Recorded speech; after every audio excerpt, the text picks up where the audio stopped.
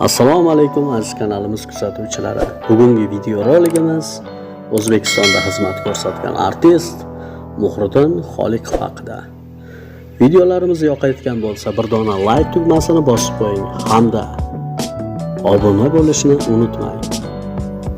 Muhriddin Xoliqov 1959-yil 5-sentyabr sanasida Namangan viloyatida tug'ilgan. Muhriddin Xoliqov oilada 3-o'g'il farzand bo'lgan. Otasi Jaloliddin Xoliqov hofiz bo'lgan. Onasi Qurbonay aya esa shoira bo'lgan. Bolalikdan musiqa hamda cholg'u asboblarini chalishga juda qiziqqan. Hamda bu qiziqishlar Muhriddin Xoliqovni san'at bilim yurtiga borishga turtki bo'ldi.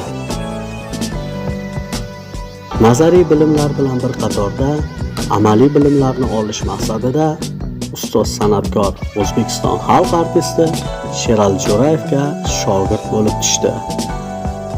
Uning birinchi ustozi O'zbekiston xalq artisti Sherali Jo'rayev.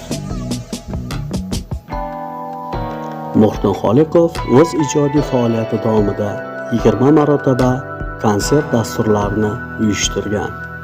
Hamda uning oxirgi konserti 2000-yilda bo'lib o'tgan. Xalqimiz orasida Muhriddin Xoliqovning Komila, Bu dunyo, Uzatamiz, Qizg'aldog'im, Pariro'y sanamlar kabi o'nlab qo'shiqlari juda mashhur. Va hozirgi kunga qadar ushbu qo'shiqlar estradamizning yorqin yulduzlari tomonidan ijro qilinmoqda va sevib eshitilmoqda. Muhriddin Xoliqovning 3 o'g'il va qiz farzandi bor. Muhriddin Xoliqov 2001-yilning noyabr oyida avtohalokatga uchrab 42 yoshida vafot etgan. Xonandaning oxiratlari obod, joylari jannatdan bo'lsin.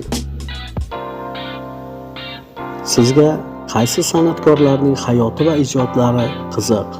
Bu haqda kommentariyaga o'z fikringizni yozib keting va imkon qadar o'sha san'atkorlar haqida ma'lumotlar tayyorlashga harakat qilamiz. Sog' bo'ling.